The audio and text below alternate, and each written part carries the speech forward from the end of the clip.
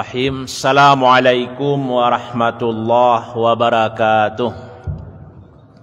Alhamdulillahi rabbil alamin. Alhamdulillahillazi waffaqana littafaqquh fi dinihil matin. Asyhadu an la ilaha illallah wahdahu la syarikalah wa asyhadu anna Muhammadan abduhu wa rasuluh. Allahumma salli ala Muhammad wa ala alihi wa ashabihi wa man tabi'ahum bi ihsanin ila yaumiddin, amma ba'd. Jemaah rahimakumullah, sesuai dengan judul yang telah disampaikan oleh pengurus, tema ceramah awak malam kini, infak Ramadan untuk Enggak beda judul ceramahnya. Jadi judul ceramah hamba kocok enggak beda ya. Tak masuk bulan Ramadan patang. Mungkin saja ada masjid muslimin, nah itu lo ceramah yang paling aneh ya. Boh orang Minangkabau sadonya. Yang mau komentar termasuk Pak Sadik, Pak Sadiku, Bupati Tanah Datar, sampai ke Menteri Pak Adrinov Caniago. Ingin bertamu jambo ya. Ya, tanpa disengaja kadar Allah sadiang left, kira sinyal hilang, tak baterai yang kurang kok wah. Tapi itu tersesat di jalan yang benar, itu lo rancaknya. Tak butuhnya pas lo temanya itu. Nah, jadi yang tak mendengar dari awal muncullah komentar-komentar yang macam-macam. Nah, tapi alhamdulillah itu sadonya kebaikan. Boraso sampai tahun besok nampak yang populer di muslimin tetap ceramah boh. Dan lah mungkin 500.000 kali tayang. Lalu ni yang motong-motong sampai di YouTube lah. Nah, itu alhamdulillah rabbil alamin. Jemaah rahimakumullah. Jadi tadi dari Padang Panjang ya sudah sembahyang asar langsung orang ke. Jam 4.20 bawa dari rumah ya. Sibo siko 5 menit sebelum azan. Sepanjang jalan di antara yang nampak adalah orang minta sumbangan untuk pembangunan masjid. Bahkan ada satu simpang berasum kira lebih 10 tahun orang minta sumbangan situ tarui. Ada untuk kebakaran lah, MTQ lah, khatam Quran lah, ado-ado saya. Inilah yang minta sumbangan tadi, ado-ado saya gunanya. Begitu saja selama Ramadan pergi ke daerah lain, pulang kampung. Tapi jalan nampak je orang merehab musaji, minta sumbangan untuk musaji. Tren rehab musaji. Bahkan alun mulai di kerajaan lain. Dari bupati, dari kepala daerah lah ada 5 miliar langsung, lah ada sekian miliar. Banyak kesemangat orang merehab musaji. Kau di satu sisi alhamdulillahirabbil alamin. Condong salero kanan lama, condong mato ngarancak. Di mana musaji rancak pasti wak ingin ke situ. Ada musaji rancak di Padang Taruk apa? Ndak sembahyang 5 waktu, singgah sewanta saja untuk sembahyang duha musaji ku rancak. Itu satu sisi alhamdulillah. Kini wak caliak dalam sejarah ya, kalau ayat-ayat hadis-hadis tentang masjid itu apa dia wak? Man bana lillahi baitan banallahu lahu baitan fil jannah. Itu hadisku muncul di proposal pembangunan masjid biasanya. Kalau di proposal pondok tahfiz, khairukum man ta'allamal Quran wa 'allamaha. Dan berang lo pengelola pondok tahfiz kamu, memang itu kenyataannya itu. Ya, saya yang membangun untuk Allah masjid, Allah akan membangunkan untuknya rumah di Sarugo walaupun cik lubang atau lebih ketek dari itu. Awak jangan kan dirubuian rumah Allah di Sarugo, masuk Sarugo salah bersyukur awak. Tu yang awak doa-doakan selama masuk jawab ke Sarugo.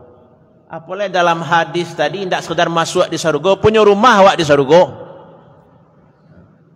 Kan awak merantau pergi kumbuah kau adalah 20 tahun mengontrak je baru lalu dapat rumah lah. Iko cik batu bata saya dibangun saji, adi ben Allah rumah di Sarugo. Kan ganjaran yang luar biasa. Bandiangalah jo amal-amal ibadah yang lain, jo zikir, jo doa. Ya. Ko ibadah yang luar biasa. Sia membangun untuk Allah meskipun batu cik, meskipun lebih ketek. Berarti kalau diurang kasih tu nampak yang bijo kasih nampak yang ketek tu tolongan kamu saji, awak akan dibangunkan oleh Allah nanti rumah di surga, berarti yo luar biasa ganjaran orang yang membangun masjid. Itu saja dalam Al-Quran masjid itu innama ya'muru masajidallah, hanya saja yang akan memakmurkan masjid Allah, Allah yang punya. Wa annal masajida lillah, sesungguhnya masjid itu milik Allah. Itu dalam hadis tadi. Kalau masjid itu milik Allah berarti beda jo rumah-rumah yang lain. Beda jo gedung-gedung yang lain, barabana rancak yang lain-lain. Yang paling mulia itu tetap masjid. Di sekolah batamu hadis ahabbul bilad ilallah masajiduha wa abghaduha aswaquha. Tempat yang paling dicintai Allah adalah masjid. Tempat yang paling dibenci Allah adalah pasar. Banyak keutamaan-keutamaan masjid. Tapi apakah yang dimaksud masjid di dalam hadis tadi, di dalam ayat tadi? Masjid bantuan nan nampak di awak kini. Itu pertanyaan dah. Kini wak lihat di zaman Rasulullah sallallahu alaihi wasallam, laqad kana lakum fi Rasulillah uswatun hasanah. Ta masuk perkara musaji, uswatun hasanah waktu adalah Rasulullah sallallahu alaihi wasallam. Kita lihat di zaman Rasulullah, selama di Makkah Rasulullah tidak ada mengambil masjid. Rasulullah kadang beribadah di Masjidil Haram, itu pun diganggu oleh kafir Quraisy. Sudah tu Rasulullah hijrah ke Madinah, ya, tiba di Quba, yang pertama dibuat Nabi adalah masjid. Kemudian taruh ke tengah kota Madinah, yang dibuat Nabi pun masjid. Itulah Masjid Nabawi sampai kini. Kalau Masjid Quba, kalau awak umrah, awak haji, itu selalu dibawa ke Masjid Quba. Itu masjid yang dibangun oleh Rasulullah. Itu pun membuktikan musaji koyo sangat paralu bana. Lah sudah musaji, baru Nabi Muhammad membuat rumah beliau di sebelah kida musaji. Baru Abu Bakar membuat rumahnya di sebelah suuk musaji. Begitu juga sahabat-sahabat yang lain. Dalam sejarah Islam wak baca, kama pun Islam sampai yang dikajian orang membuatnya adalah masjid. Begitu juga sampai Islam ke negari awak kuah ke alam Minangkabau luhak nanti go larih nan duo karanah bundokan duang. Dibuat lelah aturan harus ada masjid. Kalau dulu mungkin syarat negari itu bampik suku, babalai, bapandam pekuburan. Tapi tidak mungkinlah pandam pekuburan. Kuburan itu bahasa Arab, berarti setelah Islam masuk. Mungkin syaratnya sampai suku saja. Tapi dalam perjalanan kemudian syarat nagari itu di Minangkabau harus bamusaji. Babalai, bamusaji, bapandam pekuburan, bampik suku baru sah menjadi sebuah nagari di Minangkabau. Itu gambaran paralunya musaji di tengah masyarakat Minang.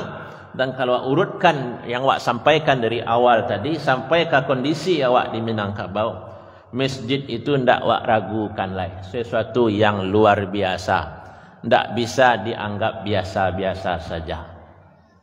Pada lihat di zaman Rasulullah sallallahu alaihi wasallam, di musaji itulah Rasulullah merubah umat dari jahiliyah menjadi Islamiyah. Di masjid itulah Rasulullah menyampaikan wahyu, menyampaikan ajaran Islam, mendidik umat sehingga budaya-budaya jahiliyah itu hilang sadanya. Murni agama Allah, dan perubahan itu bermula dari musaji.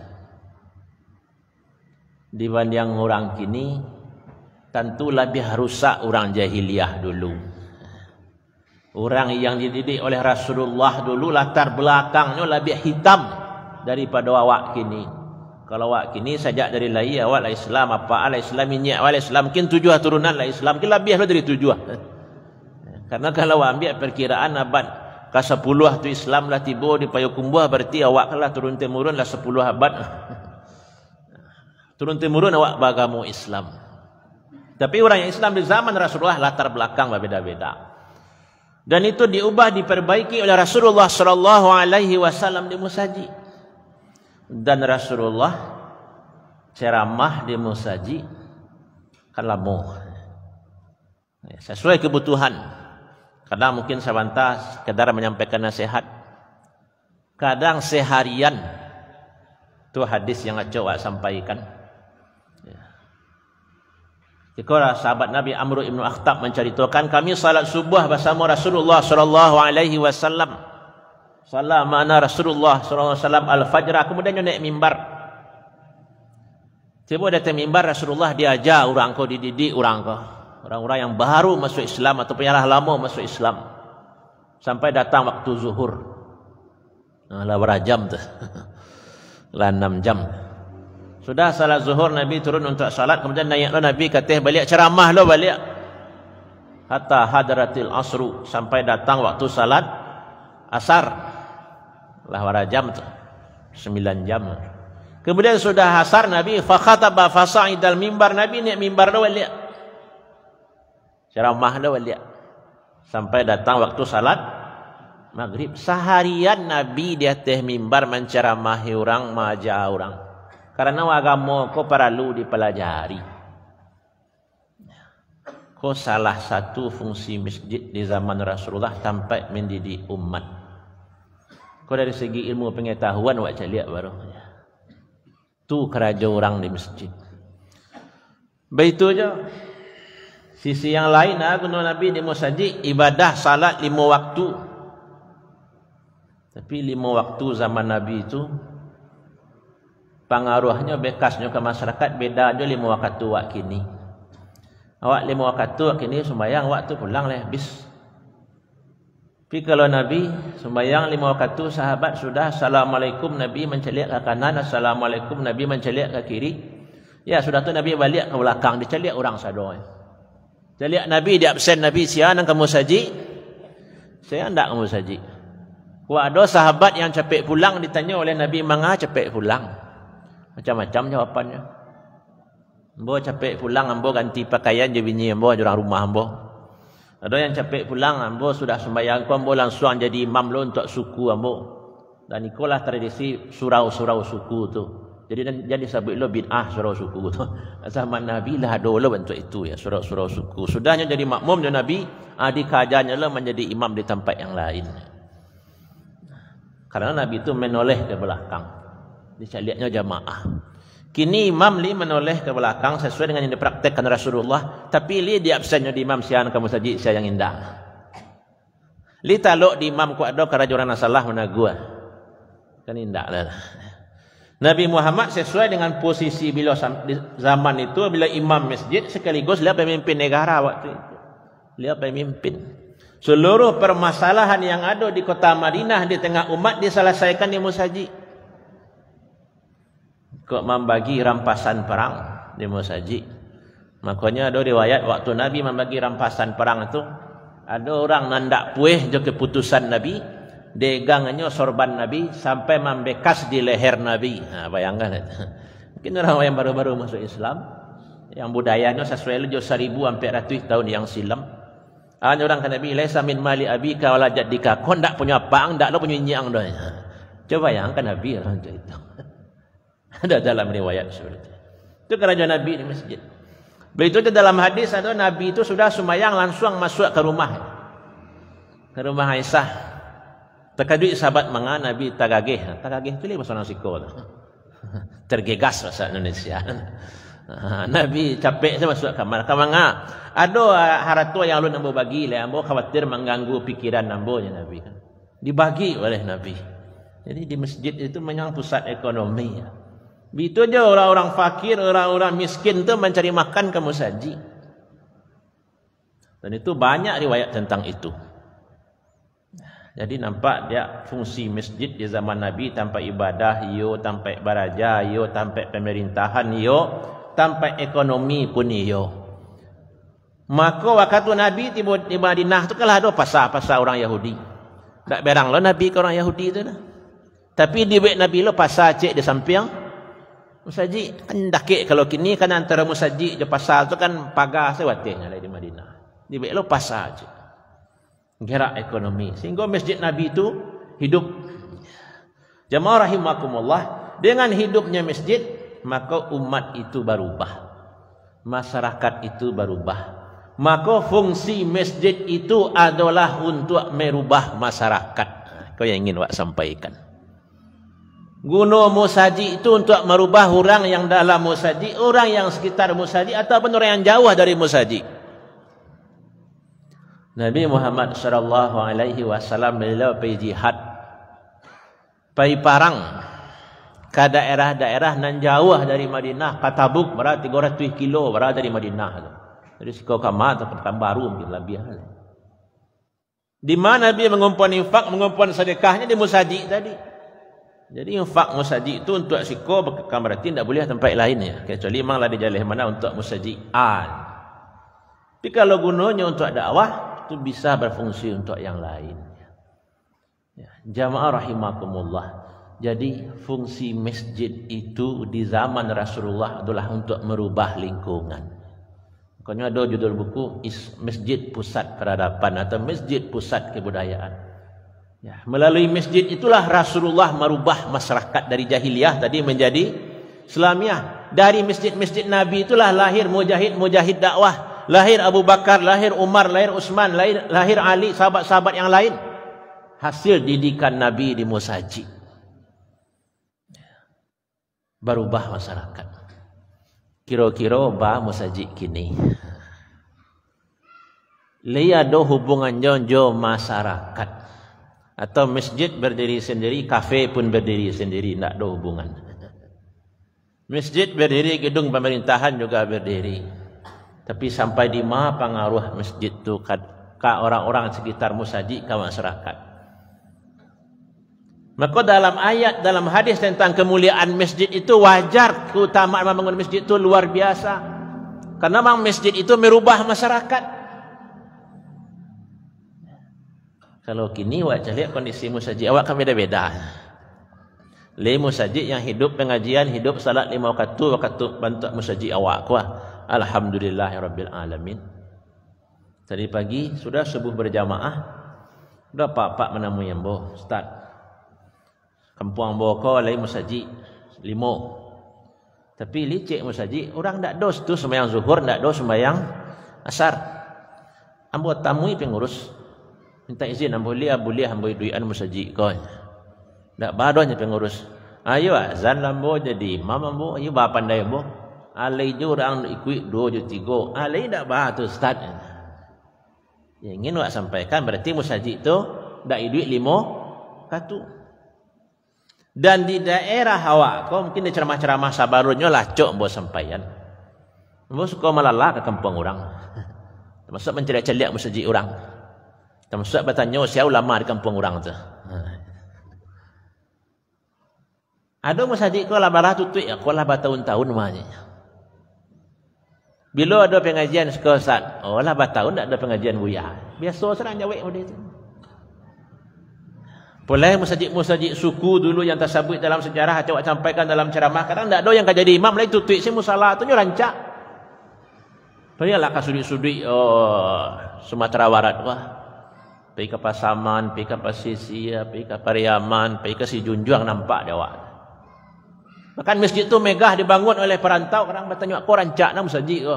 Ini di pelosok, oh yang bangun perantau. Tu orang sembahyang situ, sembahyang Jumat Syeknya. Kalau bantu itu kondisi musaji, kalau orang nama wakaf juga kadang pahalanya sesuai dengan yang tadi. Tapi pengaruh ke masyarakat itu tak banyaknya sentutui. Jamaah rahimakumullah ya. Awak bawa ke negeri awak lah. Awak tasabui. Orang kuat bagamo adat basandi sarak basandi kitabullah. Sarak mengatur adat memakai. Buktinya Ustaz. Buktinya banyak ulama lahir di Siko, banyak pahlawan nasional lahir di Siko. Kalau orang tidak percaya berarti tidak pandai baca kan itu sebenarnya. Ya. Tahun 80-an, tahun 90-an di dinding sekolah di SD itu kan ada gambar-gambar pahlawan nasional. Orang mana banyak kan orang awak sisinya. Muhammad Yamin, Sultan Syahrir, Abdul Muiz, Agus Salim, Muhammad Hatta, Rasulullah. Kan orang awak saja. Tak bisa dipungkirinya. Kini korang namanya minta-minta tolonglah angkit ini ambo pahlawan nasional, tolonglah angkit ulama ambo pahlawan nasional mengemis ke pemerintah untuk diangkit jadi pahlawan nasional. Jika dia agih pemerintah alhamdulillah, tapi kalau di pasu-pasuan mana kan ndak lah rancak lah. Orang tu berdakwah mungkin ikhlas dulu ya. Dan para lu tu bawa melanjutkan perjuangan orang-orang yang wak idolakan tokoh-tokoh awak tu yang lebih penting. Jemaah rahimakumullah. Di mana orang Minang dulu tu santiang, di mana orang Minang tu dulu hebat.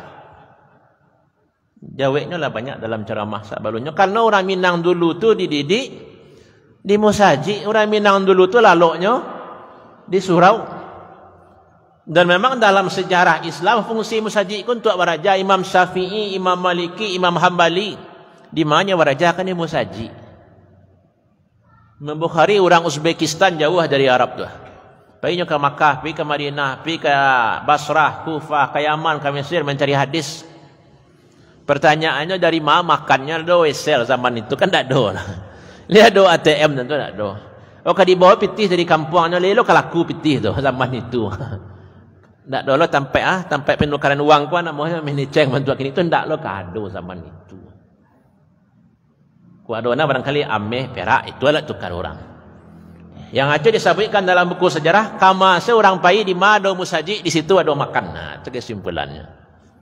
Di mado musaji ya di situ ada makan. Itulah yang Baitul Mal sampai orang menjamu para penuntut ilmu. Termasuk guru-guru yang ada di musaji itu dari mana makannya? Ya dari pitih yang ada di musaji. Makanya salah seorang ulama ya, Khatib Al-Baghdadi yang wafat tahun 463, dia inginnya bisa baca ramah di musaji. Bayinya ke Makkah, berdoanya di Ka'bah tu. Doanya, ya Allah bisa juga ambo ceramah di Masjid Jami' Al-Mansur di Baghdad. Itu doanya. Jadi ustaznya bos tu bisa aja ambo ceramah di situ. Karena itu sampai baraja dulu banyak orang datang ke Baghdad, kota 1001 malam. Karena pusat ilmu di tahun 400-an itu Baghdad, Andalus, Spanyol. Itu pusat ilmu pengetahuan yang maju benar zaman itu. Berdoanya agar bisa menyampaikan ilmunya, mendiktekan buku yang dikarangnya ke jamaah, ke penuntut ilmu. Sehingga di masjid itu kebutuhan penuntut ilmu disediakan sadonya. Kebutuhan ustaz disediakan sadonya. Jadi dalam buku yang mau bawa kau cuma halamannya tak terkena kan, kalau ustaz tu banyak sabun mandinya balik boleh minta tambah ke pengurus dah. Sampai ke itu dibahas. Ada terbaca dalam kita. Kalau kebutuhannya tu dijangguang sadonya. Itulah pusat-pusat pendidikan itu dulu di musaji. Maka pesantren-pesantren tua yang kini bertahan di kampung awak tu mula di musaji sadonya. Padang Panjang, Tawalib, di mana mulanya Masjid Zu'ama, Jembatan Besi. Nama-nama musaji ko baru lah mah. Kalau dulu nama musaji ko nama kampung saja, tak ada nama Muslimin, Nurul Ihsan, Nurul Iman. Itu mungkin tahun 80-an saja dibuat orang, mungkin apa-apa yang tua tahu. Ya, kalau Masjid Zu'ama Padang Panjang, Masjid Jembatan Besi, situlah ayah Buya Hamka bersurau. Tambah banyak je orang datang, tambah banyak je orang beraja, tambah berkembang je ilmu pengetahuan, baru dibuat tawalib begitu. Benda itu je para bek kan mulainya dari masjid je. Sampai kini kan masih ada masjid para bek. Termasuk yang dekat di sekolah Batu Ampar kan. Pulang Syekh Abdul Rahman Batu Ampar dari Makkah, dibuatnya surah ngaji, situ akhirnya jadi sekolah kini. Masjid dulu sekaligus sekolah. Jadi sekolah pertama di dalam Islam itu adalah masjid. Dan yang terjadi hari ini musaji sekolah pesantren musaji kadang lekuat hubungannya, kadang enggak jarang gang. Pondok Tahfiz MDA kalau sudah berhubung dengan musaji dulu. Makanya kini kalau ada orang buat MDA sampai orang-orang yang tahu selalu asal nasihatkan kalau buat MDA jangan jauh-jauh dari musaji. Didik anak MDA tu untuk datang kamu saji. Karena jadi sampaikan dalam ceramah, kadang anak itulah di SD Islam yang rancak, lah di pesantren, lah di pondok tahfiz, tapi kamu saji tidak muahnya lah. Padahal baca ayat-ayat hadis-hadis tadi itu gambaran paralunya musaji di tengah umat. Bahkan yang coba sampaikan, ya, orang yang akan dinaungi Allah nanti di akhirat itu salah satunya rajulun qalbuhu mu'allaqun bil masajid, seseorang yang hatinya terpaut dengan masjid. Itu kan kemuliaan masjid. Jadi dari yang wak sampaikan tadi baru bisa wak jawe judul wak tadi. Untuk infak yang dikumpulkan pengurus di bulan Ramadan tu. Untuk gunanya. Maka tujuan utama musajid dari sejarah yang wak sampaikan tadi tidak lain adalah untuk merubah masyarakat, untuk menegakkan dakwah, memajukan pendidikan umat. Itu guna infak musajid itu yang seharusnya. Bersyukurlah wak bentuk muslimin kini ceramah di live kan merdeka banyak orang mendengar sampai le beratus ribu. Dek di siko ambo yang ngacok live ada lo orang mengira ambo orang pikun buah. Jadi rayo patang pulang dari ambo. Pulang halal bihalal je bupati 50 kota dapat Saparudin. Ya halal bihalal beliau. Jadi ndak berang era pikun buah kambo dek ceramah. Dak bupati sini bawanya bawa ceramah. Jadi ya kami halal bihalal disetujui beliau ya. Jadi pulang di situ ambo belanja di bukit. Ya, model sudah ceramah, bukan pulang di siko ya, pulang ceramah tempat lain mungkin. Dekat-dekat waktu tu dari rayo, berbuka sorban, berpakai peci kan. Kita lihatnya bawa orang. Bawa tahu je ustaz. Ustaz kan tinggal pikun buah naknya. Dia acak nampak ceramah hamba tu muslimin, pikun buah hamba dia dengar ceramah. Ustaz ni kecera hamba tinggal pikun buah. Itu kan kemajuan, itu alhamdulillah. Sehingga hamba kadang memotivasi lo masjid-masjid lain, tiru masjid muslimin. Termasuk tadi siap sembahyang zuhur ya, makan bersama di masjid, tiru masjid muslimin tu. Ceramahnya di level sadonya. Banyak orang mendengar. Maksudnya masjid lain kadang jamaah yang hadir itu 20 orang, 30 orang atau mau balik orang. Tapi yang ada iko mendengar di luar tu amuah baratui. Kadang itu qadar Allah kan tak tahu. Mode puasa petang siala kemambayangan ceramah wak sampai bentuk itu 500,000 orang menonton kan tak tahu lu. Allah jalan dakwah seperti itu tentu ada orang yang dapat hidayah. Setidaknya bagi ambo sudah ceramah tu banyak orang minta ceramah ke ambo. Termasuk yang hadir kini mungkin ada orang ingin bertemu jambo minta mau ceramah. Cuma ada awak guru, awak mengurus asrama, awak bisa banyak pai-pai ke mama ya. Satu minggu itu, satu hari libur. Ya. Jamaah rahimakumullah. Jadi yang awak inginkan ya, infak-infak yang ada di musajid itu memang untuk kemajuan umat. Yang jelas untuk menyelesaikan musajid lapiaknya rancak, WC-nya rancak ya. Ambo dek suka tari-tarang saya ke orang. Kalau bentuk iko je WC tuan biswa aja undang lembo kemari beliak. Susah bawa ke WC. Rumah orang ancak-ancak sekitar musajid. Ke WC mu tadi pasak WC saya ndak dodonya. Mu sampai saya bentuk nak berang orang kau nak berang tas sarah salah. Kau ndak bilo juga akan berubah lah. Betul wakaf yang nan barik bana pengurus musajid. Jadi pengurus musajid itu orang yang paling barik bebannya.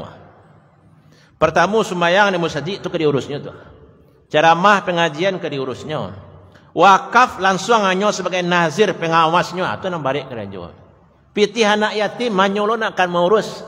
Tambah lo kurban hanya lo nak tanggung jawab bara barik beban pengurus. Aku kena mau sampai pengurus musajid itu harus digajinya. Soalnya kerja banyak. Kalau perai-perai itu kan susah loh. Contoh sederhana saja lah. Kadang infak hari Jumat tidak ada infak, ada sedekah, ada tahlil, nak yatim, MDA, TPA. Kadang mungkin panik pengurus metong, dibuang saya satu kumpulan saya dua detong lah. Ada musajid untuk itu tidak ada banyak. Kadang bulan puasa petang wak sedang ceramah, nampak orang menjalankan ketidiang tu. Jadi ketidiang kan nampaknya tak lapuk dia hujan, tak lakang dia panih. Lah barah tahun ketidiang orang minta piti dari sampai kini. Nampak infak, sedekah, wakaf, ketidiangnya cik, tembus tak alah caranya. Akhirnya malam tandang saya berbesuk subuh alim sambung ceramah. Hamba tak gua saya dan suang aja berang pengurus kamu nak. Kalau nak buat nyampe mungkin lain kok barik kuat bahaya. Tak mungkin infak tu pak campuran. Wakaf kau harus sesuatu yang abadi sifatnya nalamo tahannya. Itu yang terjadi di banyak masjid ya. Jadi wakaf kadang di masjid itu jauh dari fikih wakaf. Bahkan tadi lambat tanda di siko tadi ya. Ada orang bertanya ke Abu Hanifah ya. Tentang orang menggunakan keuntungan wakaf itu untuk ukiran musajid. Jawaban Abu Hanifah, nyo wajib mengganti balik. Coba bayangan tu. Kau nak bahas ukiran kini tu bantu itulah kehati-hatian. Suila Abu Hanifah radhiyallahu anhu an naqsil masjid wa jidarihi urana mukia musaji dindiangnya min ghullati waqfil masjid dari keuntungan wakaf musaji. Hal yajuzu lil qayyim boleh hendak untuk orang yang mengurus musaji? Qala la adri. Ya. Qala al imam la yajuz, hendak boleh dananya bautang. Ya. Dananya wajib mengganti dari yang lah dilakukannya ya. Bahkan dari pitihnya surang makruh. Jadi banyaknya pitih wak nak wabain musaji. Tu wak hias ancak-ancak tak ganggu orang dek banyaknya hiasan tu salah juga makruh walaupun pitih awak wakaf awak. Karena masjid tu lillah. Kau yang wak pacik mana? Masjid itu milik Allah. Kalau wakaf banyak wak lah. Jangan dipalak lah orang. Pengurus musaji, pengurus musaji kan dipalak lagi. Tahu bahawa musajidnya tahu. Upah lapiak ngulang lapiak sekian juta, upah nyapu musajid sekian juta tu fikir aku tinggi mana? Kiranya tanah musajid wakaf musajid itu tanah sukunya dulu, maka ada setoran untuknya. Secara nak langsung lain musajid bentuk itu lain. Tu wakaf jadi dari fikih wakaf si banyak yang tak sesuai di musajid-musajid. Begitu dia pitih anak yatim. Pitih anak yatim. Tu aku nak pitih anak yatim untuk menyekolahan anak yatim keranjak. Alhamdulillah kami sekolahan anak yatim sampainya selesai kuliah kedokteran. Itu dipuji tu orang Isan tiang pengurus masjid hebat. Hebat orang situ kedokteran jurusannya. Tapi kalau orang mengerti dia fikih tentu tak muah sampai di situ. Orang yatim tu muah sampai di mana? Tu sampai muah sampai balik, sampai muah 5 balik. Kalau sudah tu lebih yatim. Kok kamu bantu dari pitih yang lain lah. Makanya di Islamic Center Padang Panjang tu sajak berdirinya sampai kini ndak do kotak wakaf, ndak dolo kotak anak yatim. Yang ada infak kemakmuran masjid itu aja judulnya mbubuik. Kalau mbubuik wakaf kok susah bertanggungjawab banyak. Kalau infak tu terserah pengurus mana kelok lah iyo tu. Nah, di anak yatim dia mengawasinya kok susah. Dan kau lebih aman pengurus awak sudahlah kerajo nak bagaji pertanggungjawaban balik nanti. Karena yang awak urus tu bukan punya pemerintah, bukan punya orang kampung, bukan musajid nagari, tapi al-masjidu lillah, masjid milik Allah. Perhitungan awak jo Allah nanti. Makanya harus hati-hati bana jadi pengurus musajid. Yang awak urus tu bukan main-main. Makanya kalau kan ada musajid tu kadang saldonya sampai 1 miliar. Nampak ni tu saldo musajid 1 miliar tu. Pitih yatimnya sekitar 1 juta, pitih kos 1 juta. Banyak. Tu ambo dek suko PP ke kampung-kampung tu dakwah pelosok ambo sampai lo ke pengurus pengurus tu. Ambo pernah lo musulan ana jadi pikiran ustaz tu gunalah pitih musajid tu infak musajid tu untuk dakwah, untuk pendidikan. Ambo nan dipecat orang jadi pengurus ustaz ni. Termasuk pitih anak yatim. Anak yatim tu kan sado anak yatim dak do RT awak, RW awak, kelurahan awak, kecamatan awak dak do dalam Islam RT RW tu. Dia anak yatim yang tanggungjawab apa sama dak do dibatasi oleh kecamatan, dak do dibatasi oleh kelurahan. Kan dak do dalam agama itu. Jadi kalau labah-labih ada awak banyak musapitih di siko, labih anak yatim lagi ke sebelah kan, desa sebelah, kampung sebelah kan banyak yang membutuhkan. Itu pengelolaan pitih yatim, pengelolaan wakaf. Itu kan punya fikih tersendiri, ada ilmunya. Itu tadi yang awak singgung masalah orang yang menggunakan untuk mukia musajid ya. Kau pakaro sajadah gadang di musajid. Kau kan ada orang bawa sajadah gadang tak, sajadah ketik-ketik. Disinggunglah dalam kitab kau. Laisa lil insan fil masjid illa maudi'u qiyamihi wa sujudihi wa julusihi wa ma zada ala zalika falisairil muslimin. Ndak ada hak manusia tu di musajid kecuali tampai tagaknya, tampai sujudnya, tampai duduknya. Ana labiah dari itu milik sairil muslimin, seluruh orang Islam. Sampai ke belakangnya kalau ada nama ambil musajid malah halang orang di musajid itu termasuk man ghassaba sibran minal ardi tawakallahu yaumal qiyamati ila sab'i aradiyin. Itu sama jo mambiak aratu orang siana mambiak sajangka tanah dari bumi dipikulkan untuknya hari kiamat 7 buah bumi. Coba bayangan. Sampai kakuran sajadah dibahasnya di ulama dulu. Bawa buku kan untuk mencontohkan kehati-hatian orang dulu pakaro musaji, pakaro harta wakaf. Dan wakaf kok sangat perlu di tengah umat, manfaatnya sangat banyak, itulah sama-sama wak ketahui. Yang banyak orang salah paham di tengah masyarakat menganggap wakaf kok lebih gadang pahalonyo dari infak. Nyo gadang pahalo kok tergantung kebutuhan mah. Banyak orang baik musajid, kong baik musajid, kan ada wak tambah musajid dakik-dakik mah. Musajid dibuatnya tu wakaf, pahalanya serahkan kepada Allah. Tapi kalau ndak ada orang berinfak untuk mengadakan sembahyang situ, untuk gahrinyo, untuk imamnya, untuk ustaz, itu kunci semua musajid lah. Ini wakaf tapi mubazir. Di saat seperti itu infak tentu lebih mulia, lebih tinggi manfaatnya daripada wakaf. Maka yang terbaik pengurus musajid kalau ndak ada nang dibangun lah, ndak ada nang di Bali yang tahan lama, tutui saja dengan wakaf tu. Infak saya kumpulan. Karena mungkin infak yang lebih awak perlukan. Sebaliknya mungkin infak kebutuhan bulanan, bayar listrik, bayar ialah cukup sadonya. Nah, kurang perlunya nak mendasak bana kebutuhan anak yatim. Cukup kota infak anak yatimnya. Sampai ke jamaah nang perlu bana dewa kini menanggulangi anak yatim. Yang perlu awak bantu untuk anak yatim dia minta. Daripada awak kumpul-kumpul, awak simpan-simpan sampai lepas tahun-tahun. Orang awak kan suka studi banding. Kalau kini tidak studi banding, studi tiru. Studi tiru nama kini lah tukar namanya. Kamu saji Joko. Nah, Joko Karian. Ambo kawan ambo 3 hari lewat tibos tu foto ambo tibos siko. Saldonya 0. Ya kan tak saldo musaji lah bisa bantu itu. Dicuba lo 0 di siko beko. Tahu utang akhir bulan. Bingung lah pengurus. Li musaji nan tahu utang lai. No sebuah musaji, enggak usah lo sampai kampung kau bilang lo orang kampung tu kambo. Ngadu pengurusnya kambo. Batu. Kami menumbuk untuk honor ustaz bulan Ramadan tu buya. Enggak ada infak orang, enggak ada sedekah orang. Nah, model itu kondisi umat. Di satu sisi lain musaji kau gagah terkunci saya. Mubazir wakaf. Siapa nazir wakaf, siapa yang menjawab dulu? Allahu a'lam. Lain musaji, lain duit pitihnya yang enggak ada. Macam-macam kondisi musaji. Mencari permasalahan yang banyak di musajid itu masalah wakaf singguang baru, masalah anak yatim baru, alun lai pakaro korban. Pakaro kulit korban, pembagian daging korban. Ya, kadang daging itu ditakok dagingnya 90 kilonya. Berarti untuk orang yang berkorban kan seperti gonya tu. 30 kilo bagi 7 berarti kira-kira 4 kilo lah masing-masing orang yang berkorban. Tu nan tukang karajo. Tukang karajo itu kan wakil dari orang yang berkorban. Diambilnya lo agak 4 kilo beko. Ampek tambah ampek lah barat tu.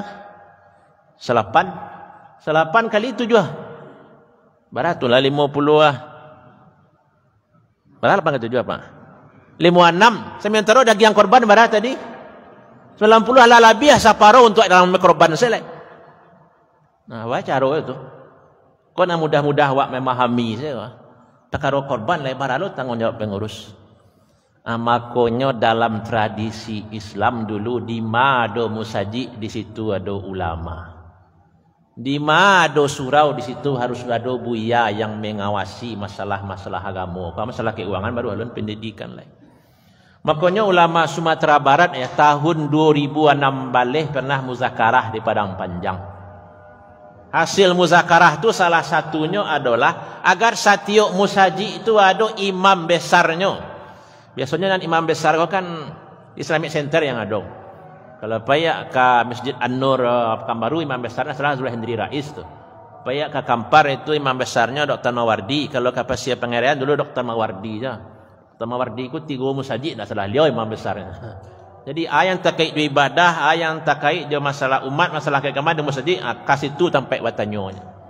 Lah ada diputuskan di Majelis Ulama Sumatera Barat tahun 2006 balik dulu. Nah, kalau ingin membaca Pak cari di Facebook tu dari ulama untuk pengurus masjid ada di Facebook ambo tulis ini keluar surang saja. Karena kalau ndak ada ulama yang mengawasi musaji, masalah tu dari tahun ke tahun itu saja. Masalah piti wakaf, masalah piti anak yatim, masalah piti segini masalah korban. Alun lain masalah sembahyang 5 waktu, alun lain masalah ceramah. Alun lain misi dan tujuan musajid tadi yang ingin merubah masyarakat sekitarnya. Bila kata jadi. Jadi pengurus musajid itu harus ditambah ilmu dan harus mengari, harus pahamnya. Yang diurusnya kok rumah Allah, pahalanya luar biasa. Tapi harus tahu lo guna musajid itu untuk merubah masyarakat. Bukan penampungan orang gaya-gaya sampai mati. Nah, kalau kampung-kampung katanya aku musajid nenek orang sampai mati. Jadi tidak salah lah orang berkomentar, contoh wakaf paling mubazir, musaji. Tentu musaji yang tidak berfungsi. Nah, membuatnya miliaran, sekian miliar pitih di kumpulan. Gunanya mereka penampung orang gaya-gaya sampai mati. Di BC lokal cek 50 juta lah rancak nama semuanya lokal MDA. Jadi wakaf umat yang lain itu untuk kan wakaf itu milik Allah, tidak punya wawak. Kau balik wakaf awal tadi jangan sampai lupa.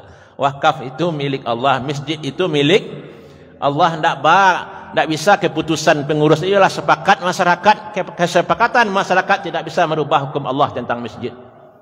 Lah sepakatlah kami jamaah je pengurus tidak akan merubah aturan tentang anak yatim, tidak akan merubah aturan tentang kurban, tidak akan merubah aturan tentang wakaf, tidak akan merubah fungsi dan tujuan masjid di dalam syariat Islam. Maka sesuai dengan pertanyaan awak di judul tadi, untuk infak musajid, ya gunakanlah untuk misi musajid itu.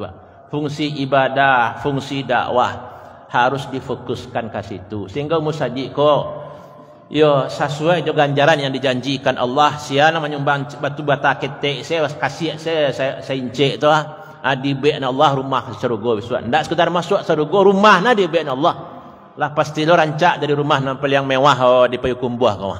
Saya Allah nak membuat di surga lo tampai tanah salah rancak apalagi rumah. Benda itu bana ganjaran karena kedudukan yang tinggi masjid di tengah umat ya. Jamaah rahimakumullah. Jadi kesimpulan dari yang awak sampaikan tadi ya, awak harus sama-sama memahami ya. Tugas pengurus tu baik. Kau yang pertama, jangan kau takut orang jadi pengurus. Biarlah hendak jadi pengurus tak. Itu salah lah tu. Nah, awak kena saya nasihat Datuk Palimo Kayo ya. Datuk Palimo Kayo tu ketua MUI pertamu tu. Kalau ada ketua MUI Indonesia lah ketua Majelis Ulama di Bukit Tinggi, orang pertamu, orang bagak, orang karih lah. Ya. Karih lah pernah pertemuan Majelis Ulama se Indonesia. Saat yang musyawarah tu, boh saya orang kau, buya-buya kau.